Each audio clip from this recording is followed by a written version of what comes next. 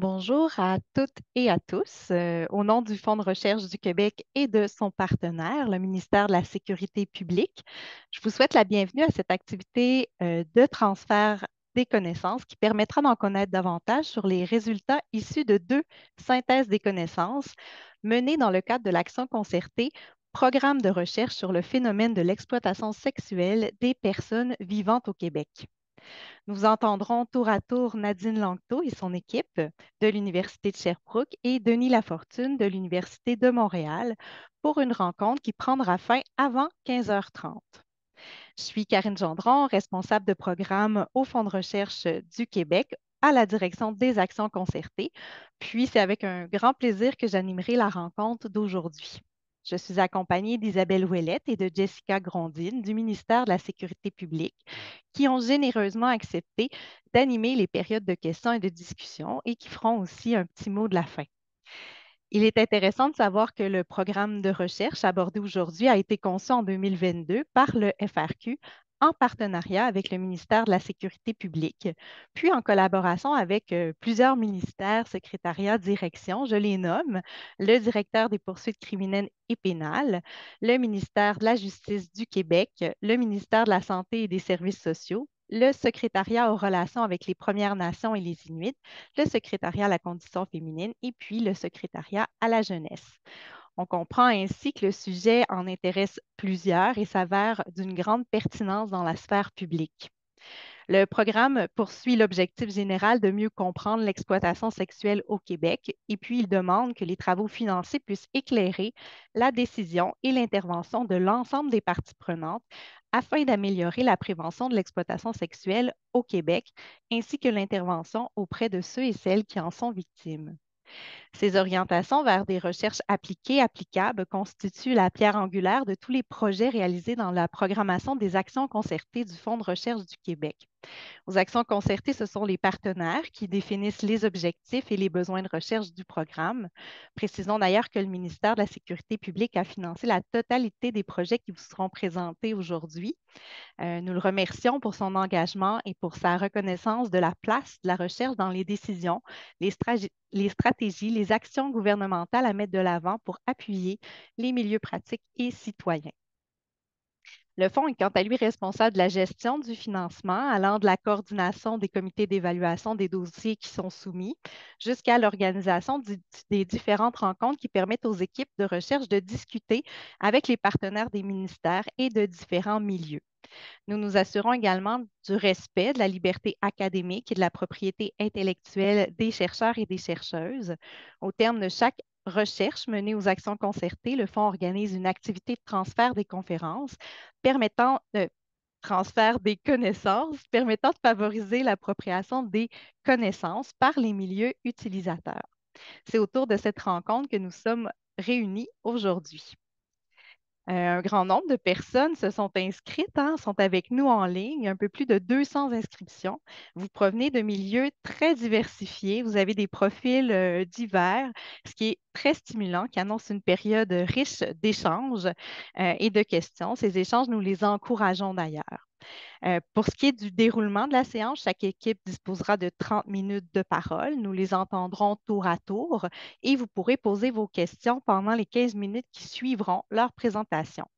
Je précise que les activités de transfert de connaissances cherchent justement à créer un dialogue entre les milieux de la recherche, les milieux politiques, les organismes communautaires, les personnes intervenantes, les citoyens, les citoyennes pour favoriser les conditions les meilleures conditions pour ces échanges, le FRQ s'assure de créer un climat sécuritaire, respectueux, non violent. Vous constaterez notamment que vos caméras et vos micros ne peuvent pas s'activer. De plus, les commentaires et questions que vous inscrirez dans la boîte de discussion ne seront pas visibles à l'ensemble du public. Elles demeureront confidentielles. Seulement les panélistes, là, les personnes que vous voyez à l'écran pourront les consulter. Isabelle Ouellette, agira comme votre porte-voix. Elle relayera aux panélistes vos questions et commentaires après chaque présentation en respectant le temps réservé aux échanges, donc un 15 minutes. Nous ne partagerons évidemment aucun propos violent, haineux, discriminatoires ou irrespectueux, bien évidemment. Nous nous réservons aussi le droit d'exclure du webinaire toute personne qui contreviendrait à ce climat de confiance, vous l'aurez compris. Nous nous engageons à préserver ce milieu sécuritaire puis avoir des discussions constructives. Enfin, sachez que nous enregistrons la séance pour la rediffuser prochainement sur notre chaîne YouTube du Fonds. Cela dit, je vous invite à rester avec nous jusqu'à la toute fin, puisque la période de questions n'est pas rediffusée. Pour les personnes qui nous écouteront en rediffusion ou pour celles dont les questions n'auront pas pu être répondues faute de temps, sachez que vous pourrez acheminer ces questions, ces commentaires directement aux équipes qui se feront un plaisir là, de poursuivre les échanges. Donc, sans plus tarder, on passera à la première présentation. J'inviterai Nadine Langto et son équipe à nous présenter le projet de synthèse des connaissances qui s'intitule Exploitation sexuelle des mineurs, leviers et barrières aux pratiques psychosociales destinées aux victimes et aux proxénètes. Donc, elle amorce son partage d'écran et je me permets de la présenter brièvement et de présenter son équipe également. Donc, Nadine Langto est professeure titulaire au département de psychoéducation de l'Université de Sherbrooke et vice-doyenne à la recherche. Ces recherches visent à mieux comprendre comment les différents profils et les différents parcours de vie des adolescentes en difficulté peuvent affecter leur passage à la vie adulte. Au cours des 10 dernières années, ces travaux ont largement porté sur l'exploitation sexuelle et ses séquelles traumatiques. Elle est accompagnée de Roxane Perrin-Plouffe, candidate au doctorat en psychoéducation à l'Université de Sherbrooke. Sa thèse porte sur les schémas cognitifs des adolescentes exploitées sexuellement. Mathilde, Mathilde Turcotte se joindra à elle. Mathilde est chercheuse d'établissement à l'Institut universitaire Jeunes en difficulté. Ses travaux portent sur les parcours et la prise en charge des adolescents et des adolescentes à risque de victimisation et des jeunes délinquants. Elle dirige ou participe à l'évaluation d'initiatives cliniques ciblant les problématiques telles que le proxénétisme, l'exploitation sexuelle des mineurs, la violence armée et l'affiliation au réseau délinquant. Donc, je vous remercie toutes les trois d'être avec nous aujourd'hui et je vous cède la parole pour les 30 prochaines minutes. Merci pour cette belle introduction et mise en contexte. Alors, la première partie de la présentation va porter sur les leviers et barrières aux pratiques psychosociales qui sont destinées aux jeunes victimes et aux jeunes proxénètes ou à risque de se livrer à des activités de proxénétisme. Donc, je remercie d'emblée le FRQ et le ministère de la Sécurité publique d'avoir soutenu cette recherche. J'ai déjà un petit problème où ma flèche ne fonctionne pas pour mon partage d'écran. Je vais y aller ici. D'accord, c'est parti. Alors, pour situer la problématique, donc, dans le cadre de notre projet, l'exploitation sexuelle, on réfère à la définition qui est entérinée par le Secrétariat à la condition féminine du Québec. Donc, l'exploitation sexuelle est définie comme une situation où un individu profite de l'état de vulnérabilité ou de dépendance d'une personne ou de l'existence d'une égalité des rapports de force dans le but d'utiliser son corps à des fins d'ordre sexuel en vue d'en tirer un avantage, donc contre rétribution. L'exploitation sexuelle s'inscrit dans un cycle de violence prolongée et répétée, comme l'ont montré amplement nos travaux antérieurs. Donc, ça s'inscrit souvent dans un parcours de violence subie depuis l'enfance et le contexte même de l'exploitation sexuelle, le milieu de la prostitution, se caractérise par un autre cycle de violence empreint de manipulation, de violence verbale, sexuelle, psychologique, des menaces, de la peur, de l'insécurité. Et tout ça donne lieu à une panoplie de séquelles traumatiques telles que nos travaux l'ont démontré dans des recherches précédentes. Donc ici, je n'irai pas en détail, mais juste pour vous indiquer que notre équipe travaille sur la problématique de l'exploitation sexuelle depuis maintenant un bon 10 ans et ce projet-ci s'inscrit vraiment en continuité. Donc les objectifs de l'étude, on a deux volets. Documenter les leviers et les barrières qui contribuent ou qui nuisent à l'utilisation bénéfique des services psychosociaux des jeunes. Donc on parle des jeunes de 12 à 18 ans étant ou étant à risque, premièrement, d'être victime d'exploitation sexuelle, ce que je vais présenter, et dans un deuxième temps, de se livrer à des activités de proxénétisme, ce que ma collègue Mathilde vous présentera. Donc, c'est bien d'implanter des programmes et des services pour les victimes d'exploitation sexuelle, mais comment s'assurer que ces victimes y accèdent à ces services, qu'elles soient réceptives aux interventions offertes et que ces interventions répondent adéquatement à leurs besoins. J'ai le goût ici de vous présenter un extrait audio. En fait, ça provient d'une étude antérieure qu'on a faite où une femme en contexte d'exploitation sexuelle nous racontait ceci. Ça, c'était vraiment gênant. Tu sais, quand tu te pointes à la clinique et que tu demandes j'aimerais avoir un rendez-vous avec un travailleur social, ils te répondent OK, OK, remplis tel formulaire, tel formulaire. Et après, quand tu rencontres le travailleur social, là, il prend le petit papier et il se demande qu'est-ce qu'il va bien pouvoir faire pour toi. Un premier truc qu'il demande, un truc du genre, t'es ici pourquoi aujourd'hui? Et là, ils s'attendent d'habitude du style, je suis en dépression, j'ai perdu mon job, ça va pas super bien dans mon couple, on est genre en séparation. Euh, mais moi, j'étais là et sans aucune gêne, je leur ai dit la vérité. Je suis une prostituée, toxicomane, j'essaye de m'en sortir et j'ai besoin d'aide. Euh, du coup, c'était difficile parce qu'ils te regardent, ils savent plus quoi dire. Ah, ok, ah, mon Dieu, ah, ben là, c'est parce que... Mais là, tu sais, toujours raconter la même histoire de ta vie à chaque fois, à chaque personne que tu rencontres, ça devient vraiment lourd. Euh, faut toujours répéter les mêmes affaires, puis ça fait revivre les mêmes trucs. Faut le faire avec le médecin, le travailleur social. Et souvent, le travailleur social, il va dire euh, là, c'est un petit peu trop pour moi, je vais essayer de te trouver quelqu'un. Euh, Oups. Alors, désolée, j'ai coupé ça court, mais c'était l'essentiel du message. Donc, cet extrait-là représente vraiment une panoplie d'obstacles qui peuvent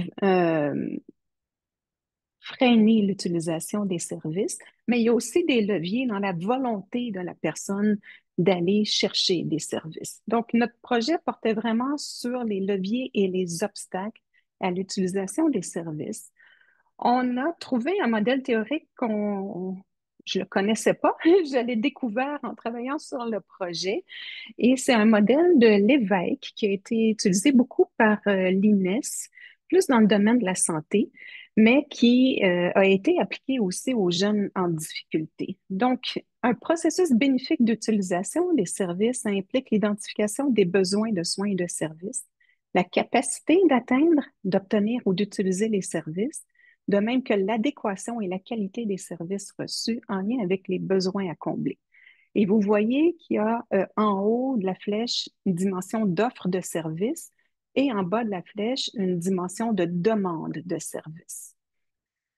Donc, on va présenter rapidement les résultats en fonction de ces différentes cases, différentes dimensions. Rapidement, comment on a effectué l'étude, ça s'appelle une étude de portée.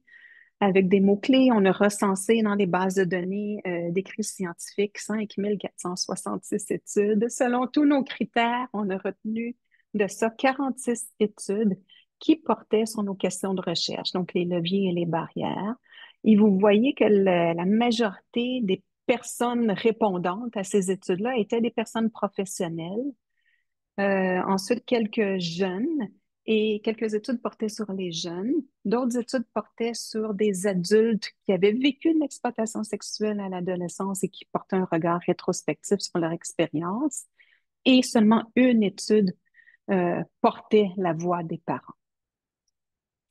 Donc, on commence ici. Je vais défiler là vraiment assez rapidement, d'une façon succincte, et vraiment toute l'information se trouve dans notre rapport. Donc, première dimension, la disponibilité. Non seulement le fait que les services existent, mais que ces services soient connus et visibles et qu'il y ait des moyens adéquats pour assurer la diffusion de l'information. Donc, vous voyez ici, la petite barre de progression, c'est le nombre de résultats qu'on a extraits de toutes les études qu'on a recensées. Donc, au total, il y a 6 résultats de recherche qu'on a trouvés sur cette thématique-là. Essentiellement, le partage des coordonnées de divers services. Ce que les jeunes demandaient, par exemple, que les travailleurs, travailleuses de rue aient vraiment dans leur sac, dans leurs mains, un bottin de ressources, de services. Et si les jeunes vont vers eux, tout de suite, ils peuvent avoir des références là, à portée de main. Les jeunes demandent aussi d'avoir différents médiums, que ce soit code QR, bottin, papier dépliant ou bottin électronique. Et quelques résultats portaient sur le fait d'implanter des services dans des lieux non traditionnels, comme par exemple des aéroports, ce qu'on a lu dans les études. La réceptivité au service, deuxième dimension, renvoie à la manière dont les services sont offerts. Donc, l'environnement sécurisant, aussi les compétences professionnelles en termes de savoir-être et savoir-faire. Donc, ici, vous voyez la barre de progression. Il y a eu beaucoup d'études qui ont traité de cette dimension. Donc, 57 résultats qu'on a extraits des études qu'on a recensées. Ça portait surtout sur le climat respectueux, sain et sécurisant, la capacité d'écoute sans jugement, le respect du rythme de chaque jeune, que les personnes intervenantes aussi prennent conscience de leurs propres croyances par rapport à l'exploitation sexuelle et qu'ils soient orientés davantage vers des solutions que vers des problèmes. Donc, la liste s'étire, là, je vous nomme quelques exemples. Par rapport à l'adaptabilité, ça implique que les services soient modulés dans le temps et dans l'espace. Donc, vous voyez les exemples qu'on a recensés, 28 résultats qu'on a extraits. Ça portait sur la régularité et la souplesse des interventions. Donc, d'avoir des interventions à fréquence régulière, mais aussi avec souplesse par rapport, par exemple, aux conditions d'entrée et de sortie dans les programmes. Je me souviens de certains résultats où des jeunes ou des personnes professionnelles disaient, si un jeune quitte le programme ou le service, on doit pouvoir réaccueillir cette personne-là si elle décide de revenir sans mettre trop de critères là, de retour qui pourraient freiner sa motivation à revenir. Donc, bien sûr, des espaces physiques sécuritaires, à l'abri des proxénètes qui peuvent rôder autour, des rencontres dans des milieux informels, c'est revenu aussi, et différentes modalités de communication pour rejoindre facilement les personnes intervenantes. Sur l'accessibilité, très peu de choses à dire. Ça portait surtout sur le transport, donc la gratuité et l'assistance pour le transport pour se rendre au service et la gratuité des services au-delà de la couverture d'assurance. Là, vous comprendrez qu'on a lu des études là, de différents pays qui n'ont pas tous les mêmes politiques qu'au Québec. Et la dernière dimension sur l'adéquation, 106 résultats qui portaient sur l'adéquation. Ça couvre énormément de facettes ici. La première colonne là, de résultats de petits crochets que vous voyez, c'est beaucoup sur l'organisation des services. Hein, empêcher le plus possible le roulement du personnel, faciliter le recrutement de personnel qualifié. Donc, on mise beaucoup sur l'organisation des services. Et l'autre colonne, c'était un grand buffet où toutes sortes de cibles d'intervention étaient nommées, mais d'une façon vraiment exploratoire. Et j'en reparlerai un petit peu plus tard après avoir passé la parole à Roxane. Je te laisse poursuivre, Roxane. Oui. Merci. Donc, je vais poursuivre avec la demande de service, donc qui réfère cette fois aux capacités individuelles et sociales des jeunes victimes elles-mêmes. La première dimension, quand même assez de résultats, ici on a 40, et c'est vraiment la capacité à reconnaître, la capacité du jeune à reconnaître ses besoins et aussi avoir une perception positive des services offerts avant même la prise en charge. Donc, plusieurs éléments qui sont rapportés. Il y a beaucoup d'études qui mettent l'accent sur le fait qu'il y a beaucoup de jeunes qui ne se reconnaissent pas comme des victimes. Donc, l'éducation là, des jeunes aux mythes et réalités de l'exploitation sexuelle est assez centrale. Et le fait de comprendre c'est quoi l'exploitation sexuelle, les formes que ça peut prendre, c'est vraiment essentiel pour que le jeune soit capable de réaliser qu'il est dans une situation d'exploitation sexuelle. Il y a la reconnaissance du lien possiblement traumatique avec le proxénète, donc c'est souvent une raison nommée pour expliquer là, le refus ou la réticence à recourir à des services. Il y a l'accompagnement sécurisant des jeunes lors de la divulgation des faits. Il y a beaucoup de résultats qui se rapportaient à la divulgation des faits, aux craintes associées, donc la peur de ne pas être écouté, de ne pas être cru. Tout ça vient vraiment jouer sur la perception des services et c'est important qu'il y ait un accompagnement sécurisant là-dedans. L'importance de normaliser le vécu aussi est relevée par plusieurs jeunes. Des jeunes, ils vont vivre beaucoup de honte, de culpabilité, de solitude en situation d'exploitation sexuelle. Et finalement, l'exposition à des discours, des attitudes et des comportements bienveillants de la part des institutions et du personnel, parce que la méfiance envers les services là, était relevée à plusieurs reprises dans les études. Il y avait ensuite la capacité à trouver, à comprendre les services qui renvoient cette fois plutôt au contexte socio-économique du jeune, au soutien qu'il reçoit et à son niveau de littératie. C'était toutefois une dimension qui était vraiment peu documentée. Comme vous voyez, seulement 2 résultats à travers toutes nos études. D'abord, le renforcement du réseau social du jeune est identifié parce que le réseau peut permettre de fournir des informations sur les services disponibles. Et on sait que le réseau des jeunes victimes souvent est assez limité ou bien fragilisé. Et sinon, la réduction des barrières linguistiques et culturelles, notamment pour les jeunes immigrants, parce que, bon, souvent, ça va être des jeunes qui vont pas connaître la langue, les lois ou même le fonctionnement, du pays. Pour la prochaine dimension, c'était la capacité à atteindre les services, qui était vraiment juste là, la capacité du jeune à s'organiser dans le temps, dans l'espace pour se rendre physiquement au service. Il y avait quelques résultats, mais le seul élément principal ici, c'est vraiment l'idée de faciliter les déplacements vers les services, par exemple en offrant des billets pour le transport en commun. Ensuite vient la capacité à défrayer les services, donc à les payer, mais c'est aussi les coûts indirects qui peuvent être associés. Ben, malheureusement, c'est pas une dimension qui a été étudiée dans notre recension, donc aucun résultat par rapport à ça. Finalement, la capacité à s'engager dans les services, c'est ce qui se rapporte à la participation, à l'implication du jeune dans les services utilisés. Les points importants, ben, d'abord, vous ne serez pas surpris, l'alliance thérapeutique, une emphase sur le développement des forces et des capacités, vu souvent la multitude là, de difficultés d'adaptation qui va être observée chez les jeunes, et également l'encadrement des activités de groupe, parce qu'il y a certains jeunes qui rapportent des réticences à participer à des activités de groupe, à cause, entre autres, là, de l'inconfort de partager leur vécu, par exemple. Finalement, au-delà des dimensions de l'offre et de la demande de services, le processus d'utilisation des services, il va s'inscrire dans un contexte sociétal. Dans ce contexte-là, il peut y avoir des barrières systémiques, mais aussi des leviers, comme des politiques sociales qui vont être centrées sur les jeunes. Il y a quand même plusieurs pistes là, qui se sont dégagées des études pour améliorer l'accès, la qualité des services pour les jeunes. D'abord, il y a l'idée de sensibilisation et l'éducation de la population générale, mais aussi des professionnels de manière plus spécifique, entre autres pour lutter là, contre la stigmatisation sociale des victimes.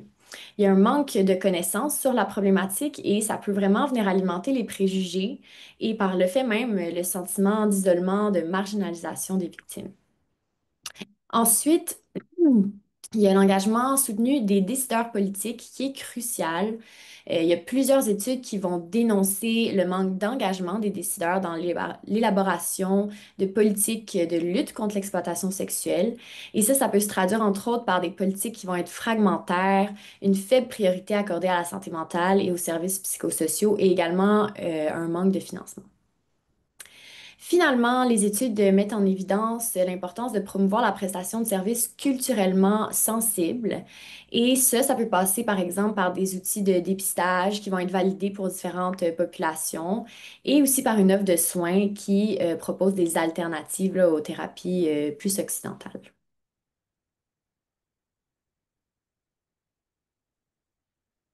Alors, je poursuis. Il y a plusieurs avancées. Les services sont de plus en plus publicisés. Les conditions à mettre en place pour offrir des services de qualité sont de plus en plus connues, hein. On connaît de plus en plus la recette. Les facteurs qui favorisent la réceptivité des jeunes aux interventions sont clairement établis. Vous avez vu à quel point il y a plusieurs études qui ont porté là-dessus. Je pense qu'on le sait maintenant quels sont ces facteurs. Et divers programmes et services sont implantés et expérimentés. Donc, c'est quand même une avancée majeure. Il y a quelques années, on ne savait pas quel type de programme mettre sur place. Maintenant, il y en a de plus en plus. Les angles morts. Les services sont de plus en plus publicisés, mais comment convaincre les jeunes de la valeur de ces services et de leurs possibles bienfaits, sachant leurs craintes liées à la divulgation ou la peur d'être jugés? Ensuite, oui, on connaît les conditions à mettre en place, mais encore faut-il comprendre quelles sont les intentions de changement des jeunes, leur motivation, les capacités perçues des victimes et celles de leur entourage à aller chercher de l'aide et à se rendre jusqu'au bout de la flèche à une utilisation bénéfique des services. On connaît les facteurs qui favorisent la réceptivité des jeunes aux interventions. Bon, c'est à peu près rien. Du côté des parents, donc une seule étude s'est attardée à l'expérience des parents. Et enfin, différents programmes et services sont de plus en plus implantés, mais leurs fondements théoriques et les évidences empiriques ne sont pas toujours au rendez-vous. Et surtout, si on implante des nouvelles pratiques, c'est important de les évaluer.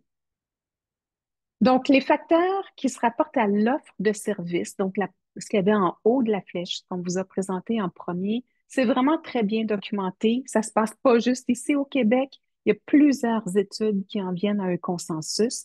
Par contre, toutes les dimensions qui se retrouvent au bas de la flèche, elles, ont été encore très peu documentées et je pense que le nerf de la guerre se trouve là.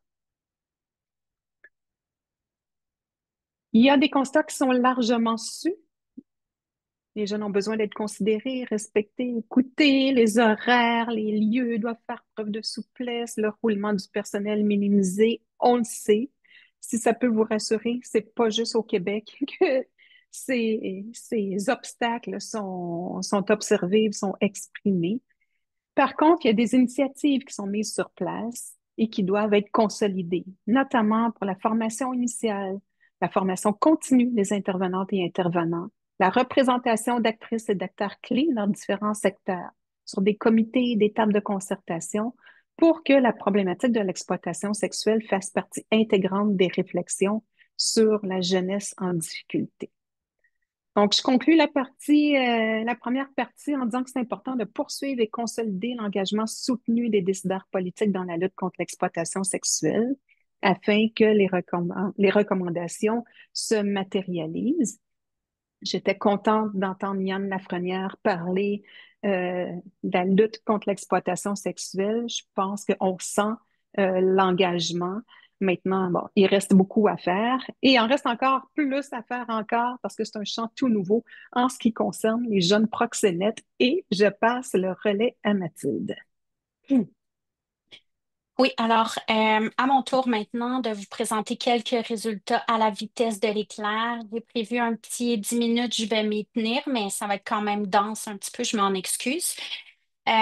Donc, je présente les résultats du volet jeunes à risque de s'impliquer dans le proxénétisme, dans des activités de proxénétisme ou qui sont déjà impliqués. Je pense que quand on a déposé la demande de financement, on savait qu'on n'allait pas nécessairement trouver beaucoup de textes qui documentaient des initiatives existantes, une offre de services existante et encore moins des barrières et des leviers à l'utilisation de ces services-là. Donc, on a été très large dans les recherches de textes scientifiques qu'on a fait. On a élargi à toutes les tierces parties, donc toute personne qui contribue à des dynamiques d'exploitation sexuelle qui n'est pas la victime ou un client. On a élargi la période consultée 2000 à 2024, puis on a aussi ouvert à des textes qui traitaient d'adultes, pas juste des jeunes. Malgré tout, on n'a trouvé aucun texte, là, comme je vous dis, qui documentait des initiatives cliniques ou des services existants qui ciblaient spécifiquement les jeunes à risque ou déjà impliqués dans des activités de proxénétisme, et encore moins les barrières et les leviers. Donc, voyant ça, on a quand même décidé d'inclure tout texte qui nous renseignait sur qui sont les jeunes à risque, comment on en arrive à s'impliquer dans des activités de proxénétisme, puis qu'est-ce qui pourrait soutenir un processus de désistement. On a retenu 15 études, majoritairement des études qualitatives qui ont été produites aux États-Unis, mais bonne nouvelle, qui s'appuient sur les points de vue, la voix des proxénètes eux-mêmes, là, qui sont les meilleurs pour nous renseigner. Euh, Nadine, si tu peux changer la diapositive. Donc, on ne peut pas structurer la présentation des résultats en fonction des dimensions du modèle que Roxane et Nadine vous ont présenté. Donc, discutons de barrières, de leviers possibles si de tels services psychosociaux existaient. Sur la base des études retenues, je vais vous présenter juste deux résultats qui m'apparaissent étroitement reliés. D'abord, peut-être vous dire que selon les études qu'on a retenues, on a des images sociales, ça c'est très stéréotypées des proxénètes. Et donc, ces images-là du proxénète prédateur affilié à un gang qui contrôle plusieurs victimes puis qui fait d'importants revenus criminels, ce sont des images qui ne résistent pas nécessairement à l'épreuve de la vérification empirique. Pas qu'ils n'existent pas, ces proxénètes-là, mais le proxénétisme a plusieurs autres visages. Et si on avait à imaginer des services psychosociaux pour ces jeunes-là qui se basaient uniquement sur ces images-là, ben, on raterait notre cible, pour le dire bien simplement, parce qu'ils ne sont pas représentatifs de la majorité. De l'autre côté, ces stéréotypes-là, ces idées préconçues-là pourraient nous servir d'une certaine façon. Il y a une forte réprobation sociale concernant l'implication dans le proxénétisme et les proxénètes en sont conscients et en ont discuté dans les entretiens de recherche, dans les études qu'on a consultées. Et donc, les proxénètes tendent à éviter de dévoiler ces activités-là à leurs proches, de peur d'être rejetés, d'être jugés. Même dans la rue, il n'y a pas nécessairement d'honneur associé à ça. Donc, ce stigma-là pourrait potentiellement servir de levier si on avait à développer des services. Nadine, si tu peux changer, merci. Donc, pour compléter un peu, étant donné qu'on n'avait pas beaucoup de résultats, on a fait une étude de portée complémentaire sur la délinquance sexuelle, puis plus largement les comportements sexuels inappropriés. Là, cette fois-ci, on a été très restrictive au niveau des textes retenus. Donc, il fallait qu'ils répondent précisément à l'objectif là, de documenter des barrières et des leviers qui nuisent ou qui contribuent à l'utilisation bénéfique de services psychosociaux pour des jeunes déjà impliqués ou à risque de l'être. Donc, cette fois-ci, on a retenu 17 études. Encore une fois, majoritairement des études qualitatives produites cette fois-ci surtout aux États-Unis, en Australie, en Nouvelle-Zélande. Et qui s'appuyait en majeure partie sur le point de vue de personnes professionnelles et d'intervenants. Ici, c'est possible de découper un petit peu plus, mais comme j'avais peu de temps, je vais y aller de façon générale sur l'offre de services. Quand vous voyez les N égale 6 entre parenthèses, c'était juste vous préciser que moi, c'est le nombre d'études et non de résultats là, dans les études. Donc, disponibilité N égale 6 veut dire que 6 études traitaient de cet aspect-là. Donc, peut-être trois résultats vite, vite, vite. Ben, d'abord, l'importance d'aller vers les jeunes pour leur offrir des services, donc d'aller dans les milieux où on trouve les jeunes, notamment les milieux scolaires, le milieu scolaire aussi en ligne, et d'utiliser des moyens pour les amener vers les services qui leur parlent, donc des avatars, des capsules vidéo interactives. On avait une étude qui était sur la publicité de ces services-là aussi qui démontrait qu'en ligne, d'aller sur les sites où les jeunes sont susceptibles de consulter du contenu, par exemple pornographique, de mettre la publicité là, ça donnait des résultats intéressants. Donc voilà, ça c'est pour un premier résultat. les familles de ces jeunes-là, lorsqu'on les interroge ou on interroge les jeunes, ce qu'ils vont nous dire, ce qu'ils apprécient, c'est de ressentir de l'empathie, de sentir qu'ils ne sont pas jugés. Quand les comportements sexuels inappropriés sont dévoilés, ça place la famille, le jeune, en situation de crise. Où là, on crée le regard des autres, le jugement, et donc cette empathie-là, cette absence de jugement-là, l'importance qui est accordée à la confidentialité puis au respect de la vie privée, ça joue beaucoup. Bon, c'est pas facile pour les intervenants. Et c'est le troisième résultat de travailler avec des délinquants sexuels, des jeunes qui ont des comportements sexuels inappropriés. Donc, il faut en prendre soin de nos intervenants en termes de formation, de soutien et de supervision clinique. Il me reste deux diapos. Si on passe à la demande de service, encore une fois, de façon très, très générale, un résultat qui est intéressant, les quelques études qui ont porté là-dessus ont noté que les jeunes sont conscients du caractère inapproprié de certaines de leurs pensées, attitudes par rapport à la sexualité, de leur comportement. Donc, bien sûr, cette reconnaissance-là qui tend en plus à évoluer positivement au fur et à mesure que les jeunes reçoivent des services, c'est un levier très important.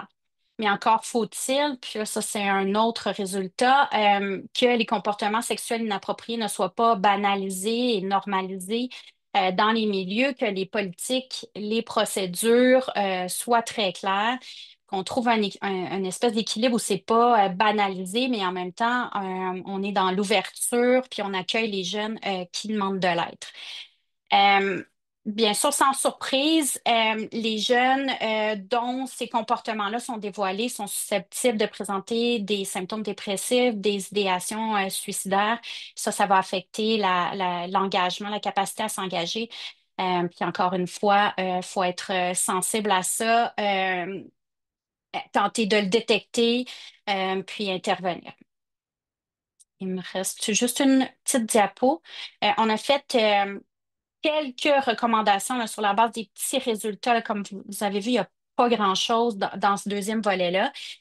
J'en ai présenté juste deux, mais il y en a deux autres. Elles se rapportent les deux à la recherche. Là, c'est un peu une déformation professionnelle, mais en plus, on sort d'un exercice d'état des connaissances où là, on se rend compte que sur les jeunes à risque de proxénétisme ou les jeunes déjà impliqués, on sait presque rien.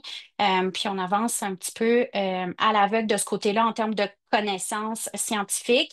Donc, important de soutenir la recherche, particulièrement la recherche qui s'appuierait sur le point de vue des jeunes directement. Donc, leur voix n'est pas du tout représentée. Peut-être aussi soutenir la recherche évaluative, là, qui est plus difficile pour les chercheurs à financer. En ce moment, il y en a des projets super intéressants en développement ou en essai de prévention du proxénétisme. Ça va être important aussi de soutenir les organisations qui déploient ces projets-là dans les collectes de données, puis la documentation de leurs expérimentations pour qu'on apprenne des bons et des moins bons coups de ces essais-là, de ces programmes-là qui sont en développement chez nous. Donc voilà, merci. Je vais inviter, voilà, Denis Lafortune à nous rejoindre pour sa présentation, notre deuxième présentation.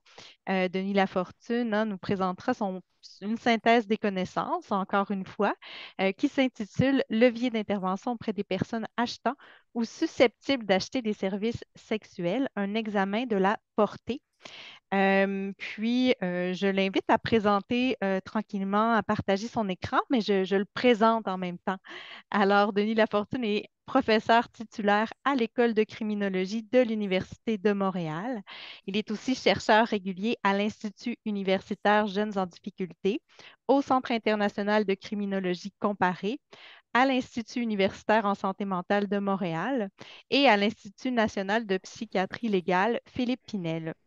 Il s'intéresse à la délinquance juvénile et adulte, au programme correctionnel, à la santé mentale des personnes judiciarisées, aux infractions sexuelles ainsi qu'à l'exploitation sexuelle. Donc, merci d'être avec nous aujourd'hui, puis je vous cède la parole pour les 30 prochaines minutes. Merci beaucoup.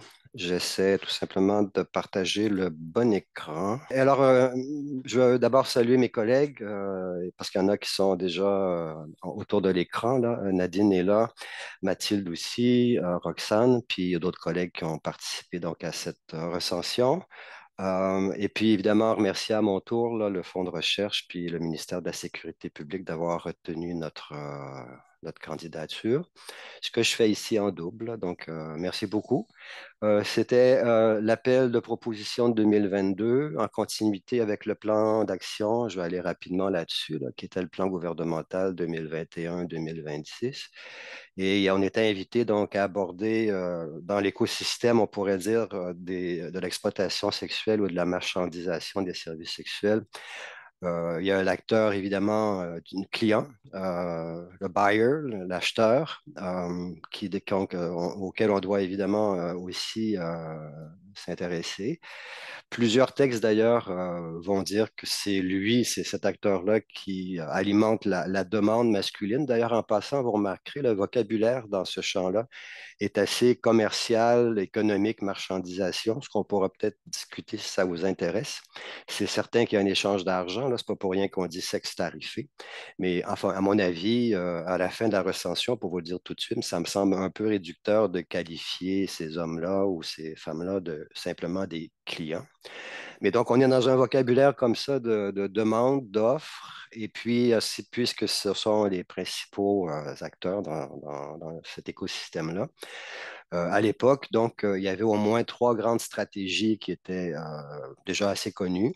La prévention, qui peut être universelle, c'est-à-dire reposer sur des campagnes médiatiques, genre pendant le Grand Prix ou la Coupe du monde de soccer, de football.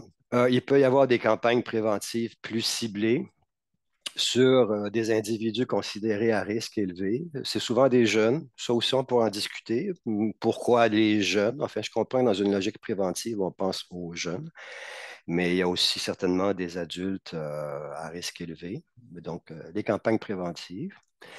Des mesures de dissuasion, répression, qui passent d'abord par l'adoption d'une loi qui criminalise ce marché pour en faire vraiment ensuite un marché illégal. Et donc, vous savez sans doute, là, plusieurs des personnes autour de la table, on peut légaliser, criminaliser l'acheteur, criminaliser plutôt la personne qui offre. Donc, il y a ça. Et s'ensuit l'appareil policier, donc différentes opérations policières, d'arrestation, de surveillance des réseaux en ligne, d'infiltration. En fait, le mot anglais, c'est un sting. Donc, quelqu'un du milieu policier se fait passer pour une escorte, quelqu'un qui vend des services. Et puis, quelque chose qui rappellerait, si vous voulez, des pratiques, à mon avis, un peu moyenâgeuses, de shaming, où on diffuse publiquement le visage de ces hommes-là dans les journaux, sur les poteaux. Donc, il y a ça qui existe, et puis des mesures qui sont plutôt d'enjudiciarisation, c'est-à-dire qu'il y a criminalisation, c'est bel et bien une infraction, mais on essaie d'éviter d'aller au tribunal. Et parmi celles-là, ben, une des plus connues, dont je vais vous parler plus longuement, c'est des ateliers pour les auteurs, bon, qui sont qualifiés par les jeunes femmes anglophones de John. J'ai pas l'impression d'ailleurs que c'est un compliment parce que j'ai pas l'impression qu'elles disent ce matin j'ai rencontré John. Elles vont plutôt dire qu'elles ont travaillé avec un John. Alors j'essaie de traduire ça en français. Moi j'irais, si vous voulez, pour un mec. Donc il y a des ateliers pour les mecs, il y a des stages pour les mecs qui ont été, je dirais, identifiés, mais pour lesquels, pour l'instant, dans plusieurs des cas, on ne veut pas aller devant le tribunal. Donc, ça, on savait.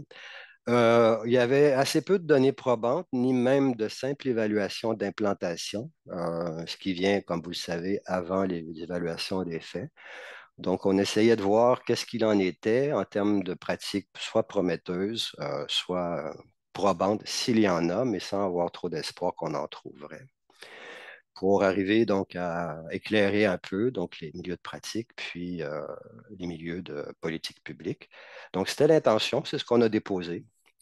Une étude de portée, donc c'est, comme vous le savez sans doute, d'abord une mise à plat. On ne fait pas trop de sélection sur la qualité méthodologique des études. On veut voir un peu tout ce qui s'est publié, qui cible donc les acheteurs ou clients actuels ou potentiels. En fonction d'une méthodologie, je vais passer rapidement. Je pense que ce n'est pas l'essentiel d'une présentation de transfert des connaissances. Mais il y a un protocole qui existe. C'est d'ailleurs une Canadienne, Andrea Tricot, qui a proposé ça pour bien faire ce genre de recension. Ici, si vous vous demandez en fait que veut dire SCR à la fin de l'acronyme, c'est pour dire Scoping Review, donc pour les recensions. Et puis, on a utilisé donc un logiciel qui est assez connu dans notre domaine. Je mettais dans la puce précédente pour essayer d'avoir une démarche qui est la plus rigoureuse et transparente possible. Vous aurez compris, dans notre métier, c'est pas tellement souhaitable d'être flou et opaque. On aime mieux être rigoureux et transparent.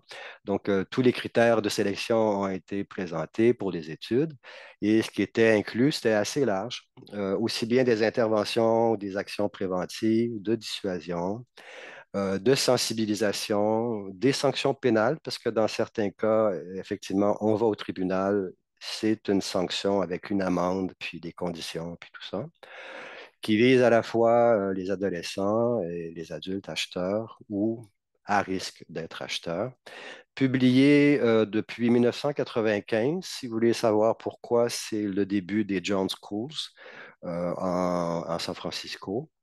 En tout cas, c'est le début des publications sur les John Schools en anglais et en français. D'accord?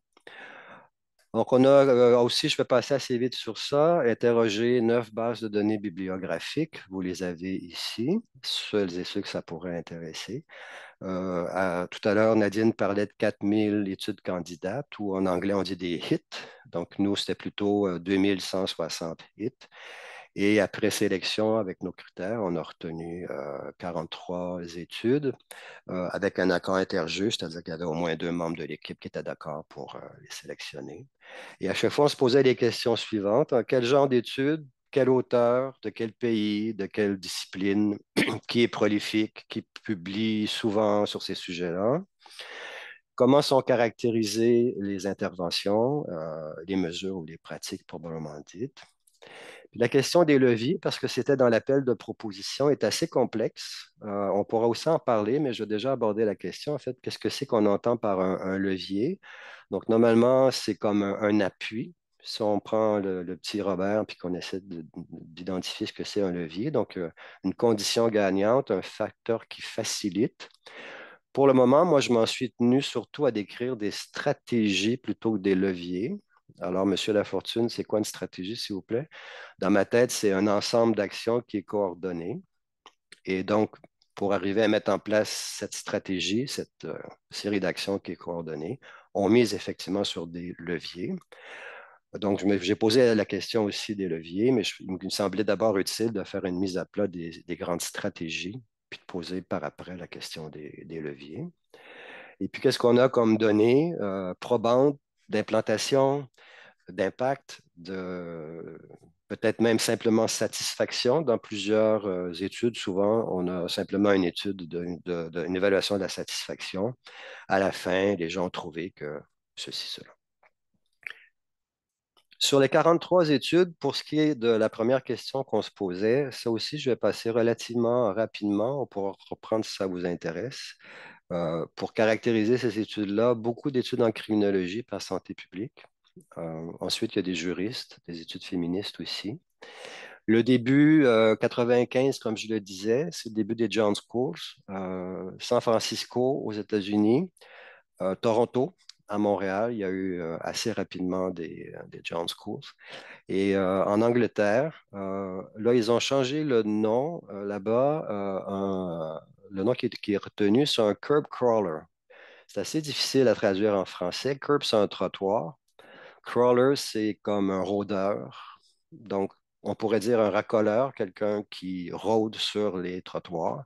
Donc, il y a là-bas des ateliers aussi pour les curb crawlers. Euh, donc, on étudiait ça beaucoup dans ces années-là. On pourrait vous en parler plus. Les études sont essentiellement nord-américaines, États-Unis, Canada, beaucoup. Européenne, c'est essentiellement l'Angleterre, puis la Suède, comme le modèle nordique, dit nordique, a été initié par la Suède. Je viens ici, on a sans doute un biais de sélection, on a très peu d'études mexicaines ou sud-américaines, mais évidemment, quand on met comme critère de sélection des études en français puis en anglais, on tourne en rond, là. Et puis, donc, pour avoir un peu surfé sur l'Internet, il se passe des choses en espagnol aussi qu'on a échappé, je pense, dans notre recension. Il faudra éventuellement refaire un tour là-dessus. Donc, on aura des stratégies de prévention, de dissuasion policière, de répression. En tout premier, ici, quand vous voyez aussi 2 points, des stratégies globales de réduction, c'est qu'on a repéré des stratégies d'intervention qui étaient un peu, si vous voulez, l'équivalent du plan d'action gouvernemental. Ce n'était pas uniquement de la prévention, ni uniquement de la dissuasion, ni uniquement des ateliers. C'était une série de propositions articulées une à l'autre, intégrées une à l'autre. Donc, j'ai examiné aussi dans le chapitre qui porte sur des stratégies plus globales. Sur le plan méthodologique, pour les chercheurs qui s'intéressent à ça, de manière générale, les études sont qualifiées d'assez faible niveau, c'est-à-dire que c'est surtout des descriptions. Il y a, comme je le disais, assez peu d'évaluation d'implantation, assez peu d'évaluation d'effets. Vous devinez déjà une des conclusions donc, vers laquelle je me dirige, c'est que la question des leviers comme tels, pour l'instant, c'est quasiment impossible d'y répondre. Ça prendrait en fait beaucoup plus d'études d'impact avec une identification claire des effets possibles et des conditions gagnantes pour avoir ces effets-là. Alors, je commence. Je ne pourrais pas vous présenter l'ensemble des stratégies dans le temps qui m'est réservé. Je vais en présenter 4. La première porte sur les stratégies dites de prévention universelle, grand public. On a trouvé 5 articles. C'est un art hein, que de préparer une bonne campagne de prévention. Au Québec, vous vous souviendrez peut-être, il y a d'excellentes campagnes de prévention qui ont porté sur les violences intraconjugales, intrafamiliales ou sur l'alcool au volant. Et donc, on est dans cet univers-là, comment arriver à modifier les perceptions, mais la question, c'est surtout de modifier les comportements des acheteurs, des acheteurs. Je vais utiliser toujours le terme au masculin, mais sachez que j'ai bien en tête qu'il y a aussi peut-être, ben, il y a pas peut-être, il y a aussi des femmes qui achètent des services sexuels, mais pour le moment, je vais conjuguer tout ça au masculin. Donc, comme dans l'art de monter un bon message préventif, sur quoi on va jouer? Est-ce qu'on va centrer le message d'abord sur l'acheteur, ce qui pourrait lui arriver? Bon, genre quoi? Monsieur est aux douanes, et puis il y a une image qui dit, cher monsieur, peut-être que la prochaine fois, vous allez avoir du mal à sortir du pays. Comprenez le message. Donc, est-ce qu'on joue surtout sur l'acheteur? On met plutôt au devant la personne qui offre, la personne exploitée, la personne qui se prostitue. À ce moment-là, est-ce qu'on va jouer surtout sur l'empathie envers cette personne-là? Et la crainte, c'est qu'on renforce des auto-justifications. C'est-à-dire qu'un gars regarde ce message puis dit, ouais, mais moi, je ne fais pas ça. Moi, ce que je fais, c'est quand même pas si grave que ça. Donc, on essaie de réduire l'acceptabilité sociale de cette activité. On essaie de modifier les intentions d'achat. On essaie de sensibiliser aux impacts et aux méfaits. Et pour l'instant, ce que ça donne, franchement, c'est loin d'être clair. Il y a 2 études où on a un genre de sondage où on essaie de voir les effets de ces campagnes-là sur les représentations, sur les comportements.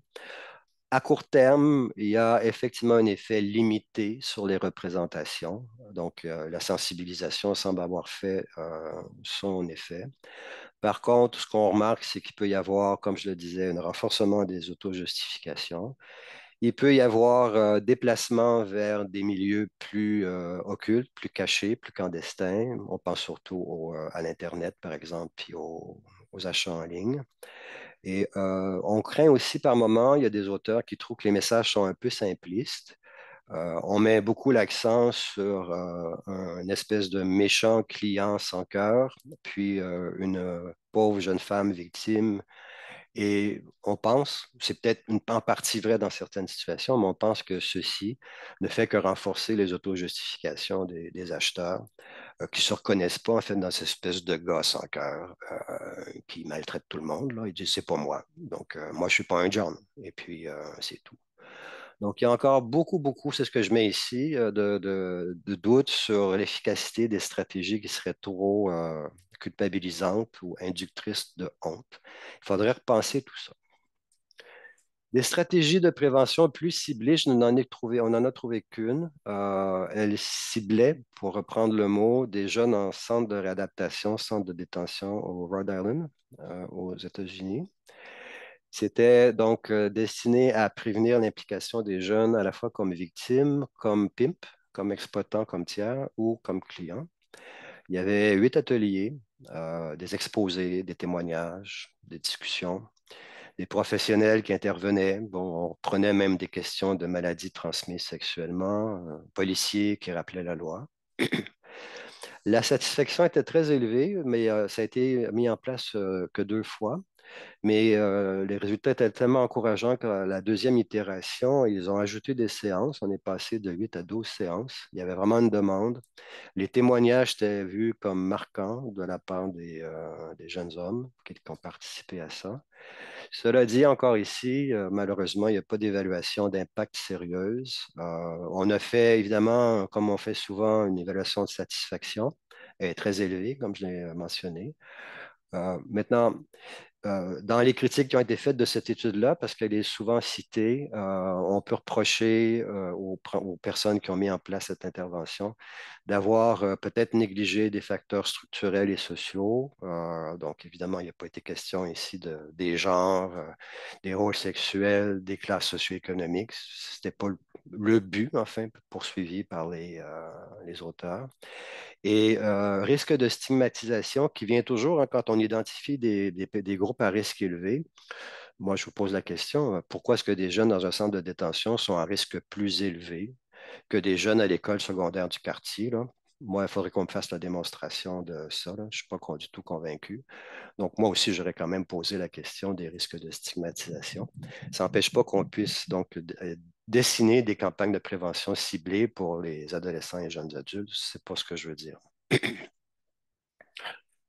Euh, donc, ensuite, le deuxième groupe, deuxième stratégie, donc, qu'est-ce qu'on a pu à ce jour évaluer sur l'application des politiques de criminalisation? Vous savez, j'imagine, la plupart d'entre vous, comme vous êtes habitués à ce sujet-là, on appelle ça le modèle nordique, les premières lois qui ont criminalisé l'achat venait donc de la Suède, de criminaliser la situation des clients. Donc, une fois que cette loi est mise en place, évidemment, il faut la mettre en application. Ça suppose des interventions communautaires, policières, judiciaires aussi, qui ont depuis inspiré plusieurs pays. Donc, ce que j'ai pu lire par rapport à ça, c'est qu'effectivement, en termes d'impact, on assiste habituellement à une baisse de la prostitution visible, disons de rue, officielle, connue. Plusieurs études soulignent la crainte qu'il y a fait un déplacement, en fait, vers des activités plus clandestines, dans des endroits plus difficiles à repérer. Donc, on pense à des hôtels de luxe surtout et au réseau Internet. Et on craint que cette situation-là finisse par avoir une espèce d'effet rebond un peu pervers où les travailleuses se retrouvent dans des situations plus vulnérables parce qu'elles sont dans des milieux, comme je le disais, plus clandestins et plus opaques. Dans certains pays, l'application de la criminalisation de ces activités-là a amené à ce qui est appelé naming and shaming. Euh, donc, c'est assez brutal, là, je dirais, enfin, à mes yeux, comme intervention. Carrément, on nomme, comme ça le dit, on dévoile le visage des personnes, soit dans les médias, dans les journaux. Les amendes sont assez salées. Et donc, on essaie de voir aussi quel est l'impact de ça. De nouveau, ça va être un peu redondant avec ce que j'ai dit. Les études nous indiquent que ça a évidemment un effet dissuasif, là, c'était l'intention, mais qu'il peut y avoir de nouveau des placements vers des formes plus occultes et clandestines des acheteurs. Donc, je mets ici en sous-titre en haut, là, London Police is going to release names of Jones. Donc, à Londres, ils ont, pendant quelques années, affiché comme ça publiquement les noms. Ça pose des questions peut-être de discrimination.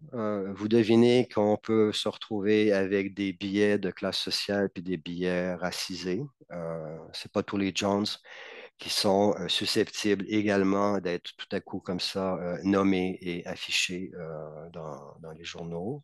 Est-ce que ça vise particulièrement les classes populaires qu'elles sont imposées?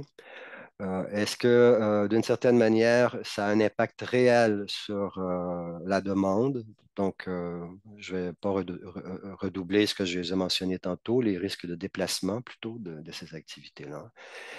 Et il y a des enjeux de droits humains qui sont aussi posés s'il y a des placements vers des activités plus occultes. Qu'est-ce qui arrive donc des travailleuses? Cela dit, je pense qu'il n'y a personne au Canada qui va remettre en question la politique de la criminalisation. Ça reste un levier important dans cette stratégie, dans cet ensemble de stratégies d'intervention. On verra dans quelques minutes, de plus en plus, on pense aussi la coupler avec des nouvelles technologies de surveillance en ligne. Troisième grande stratégie d'intervention, les John Schools, donc école pour les mecs, si vous me permettez l'adaptation, ou des stages. Je dis des stages parce que c'est relativement court. En fait, le format général, c'est plutôt une journée ou deux. C'est rarement plus qu'une journée ou deux. Bon, peut-être que ça vous surprendra que j'aborde pour commencer la question du financement, mais pour plusieurs auteurs, c'est une question. Vous pouvez avoir des stages qui s'autofinancent à partir des amendes payées par les gars. Donc, à Toronto, il y a quelques années, c'était 400 dollars. À San Francisco, c'était 1000 dollars. Et puis, donc, à partir de là, ça couvre le stage ou l'atelier. Maintenant, il y a des gens qui disaient ça, finalement, c'est une amende, là. On dit que c'est de la déjudiciarisation, mais en fait, ça reste correctionnel pénal. C'est une amende qui est déguisée. Et est-ce que ça ne crée pas un risque de dépendance aux arrestations? Parce qu'il faut alimenter, en fait. Ça prend des participants, quoi, pour que ça marche. Donc, il y a des stages qui sont plutôt publics, financés par des ministères, des services de police. Alors aussi, encore, si je fais l'avocat du diable, je joue au bon citoyen, je pourrais dire, mais comment on finance des initiatives où on n'a pas de données probantes? Donc, c'est ce qu'on lit dans les articles. C'est bien beau que le ministère de la Sécurité publique ou la police finance comme ça des stages, mais ça donne quoi? Est-ce que ça a un effet? Et puis, donc, vous avez des modèles hybrides. On peut penser que c'est peut-être le meilleur des deux mondes, en Californie, Nashville, tout ça. C'est à la fois les frais payés par les contrevenants et puis il y a des subventions qui viennent donc des organismes publics. Alors, si vous voulez qu'on en reparle, on pourra, mais c'est des questions quand même assez intéressantes sur le recrutement des participants puis les biais que ça peut causer. Au niveau des formats, en général, c'est une journée, hein. Moi, ça me rappelait beaucoup, je suis spécialiste des jeunes contrevenants, ce qui se passe en justice juvénile. Il y a beaucoup comme ça d'ateliers d'une journée dits d'habileté sociale, par exemple, ou de sensibilisation. Ça ressemble vraiment beaucoup à ça. Donc, John va être invité à aller passer une journée, soit dans le sous-sol de l'église ou au CLSC ou au poste de police parfois.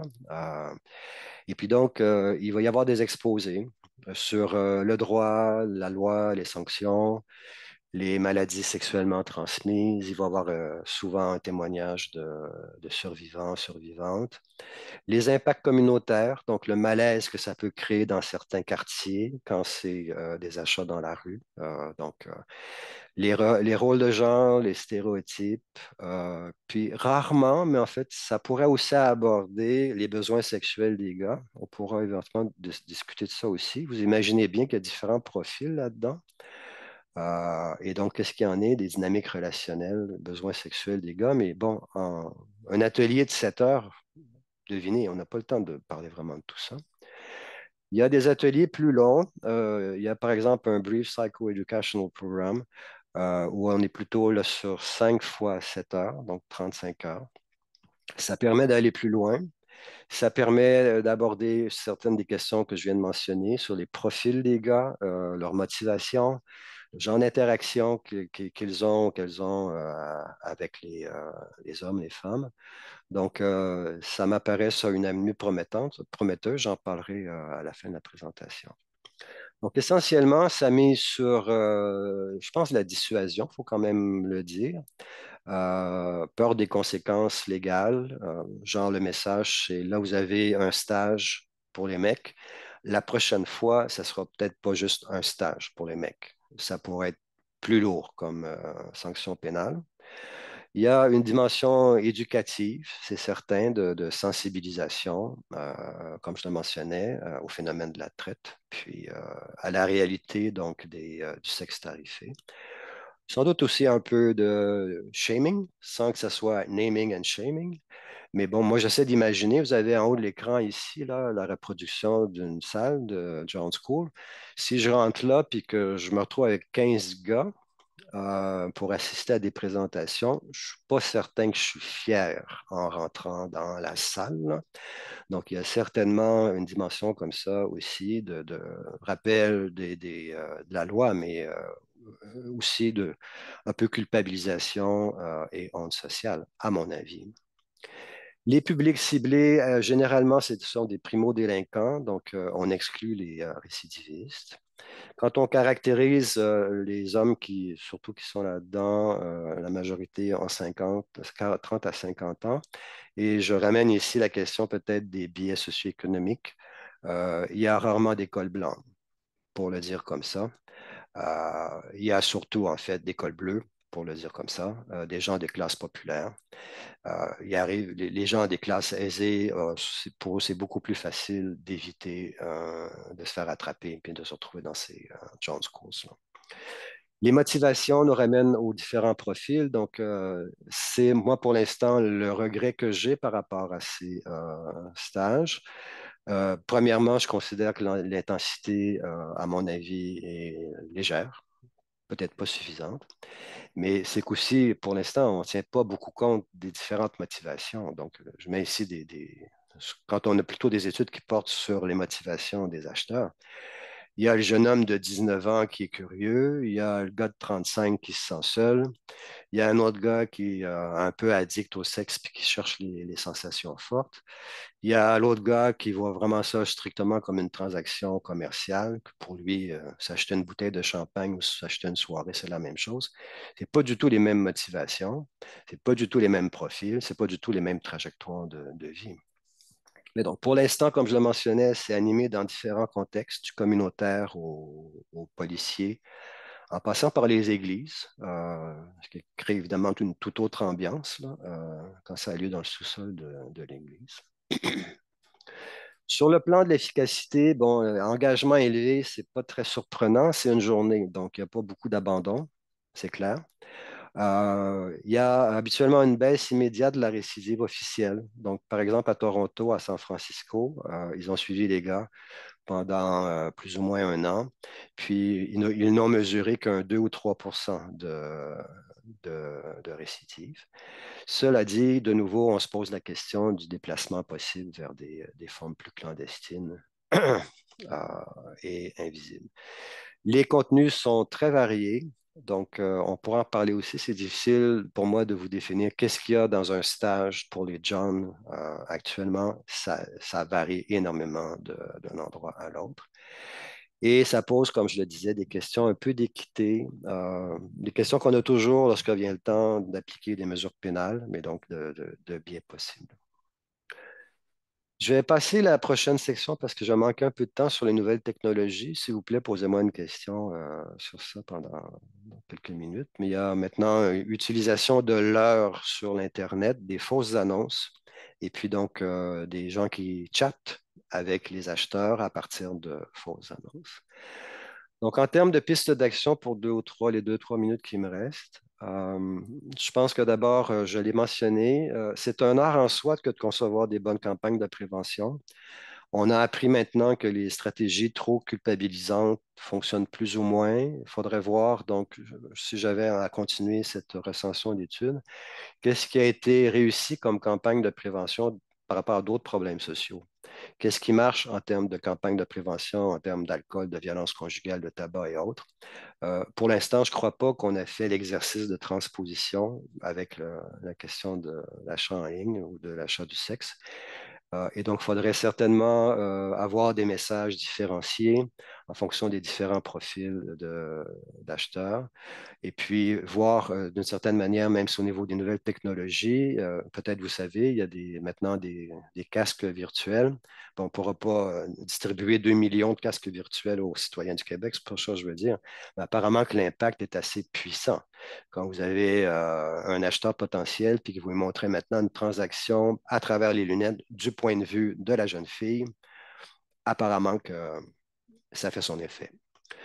Ajustement des réponses pénales, comme je le disais, je considère que c'est peut-être un peu trop one size fits all, un stage de 7 heures, compte tenu de la diversité des profils. Tant qu'on est au niveau d'un primo-délinquant, oui, OK. Maintenant, il faudra voir. Ils ne sont pas tous primo-délinquants. D'ailleurs, peut-être vous avez remarqué, maintenant, je dis délinquant, je ne dis plus acheteur. On pourra en parler aussi. Et puis, donc, à ce moment-là, comment on pense la gradation des sanctions? Est-ce qu'on envisage la justice réparatrice? Est-ce qu'il y a des trucs qui sont plus associés vraiment à un passage devant la cour, à des peines, clairement? La question, donc, toute la panoplie des réponses pénales se pose, à mon avis. Les ateliers et les stages, je l'ai déjà mentionné, il y a peu d'études en ce moment qui identifient les besoins d'intervention des acheteurs. En criminologie, on appelle ça des besoins criminogènes, donc des besoins d'intervention sur des facteurs criminogènes. Alors, ça serait, je pense, bénéfique d'envisager des stages de plus d'une journée avec une meilleure analyse des besoins de ces gars-là. Je ne suis pas certain qu'ils ont tous besoin d'être honteux. Il y a peut-être d'autres besoins derrière ça. Et l'exploration des nouvelles technologies, on pourra peut-être en reparler. De plus en plus, comme on peut essayer de leurrer un pédophile avec des faux enfants, aux États-Unis, ils commencent à leurrer aussi, donc les acheteurs avec des fausses annonces. Et donc, quand vous répondez à l'annonce de Mary 002, c'est quelqu'un en arrière de Mary 002 qui ouvre un chat box et qui vous dit: Bonjour, cher ami, est-ce que vous saviez que ça, c'est criminel? On va maintenant discuter. Et ça m'apparaît assez intéressant comme piste à explorer aussi. Donc, je vous remercie pour votre attention sur ce sujet qui, pour moi, je pense, est encore embryonnaire, demande beaucoup de travaux pour essayer de repenser la question véritablement des leviers comme tels. Vous aurez deviné, je n'ai pas la réponse. Pour l'instant, on n'est pas rendu là, à mon humble avis, à identifier des leviers. Merci beaucoup. Au nom du fonds, remercier les partenaires, leurs collaborateurs, les chercheurs, les chercheuses. C'est un travail d'équipe, on l'a bien vu, ainsi que le public qui s'est montré très participatif. Vos questions nous orientent beaucoup aussi sur des chemins qui vous intéresseraient plus dans les futures recherches. Puis quand même, je précise que c'est un programme qui a quand même un autre projet financé.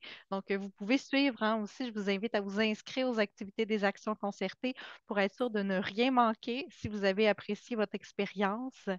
Je vous rappelle aussi qu'on va avoir je vous apprends qu'on aura un sondage de satisfaction à la toute fin qui devrait apparaître. Je vous invite à y répondre. Ça nous aide à adapter la formule, à même accompagner mieux parfois nos chercheurs, nos chercheuses dans leur présentation. Donc, n'hésitez pas là, à nous donner tout commentaire, c'est tout court. Voilà. Et ce sera rediffusé sur notre chaîne YouTube là, dans quelques jours déjà. Alors, je laisse le mot de la fin à Jessica Grondine. Oui, bonjour. Alors, merci beaucoup. Alors, effectivement, là, c'est à moi que revient le privilège de conclure cette belle rencontre qui était dédiée à la recherche.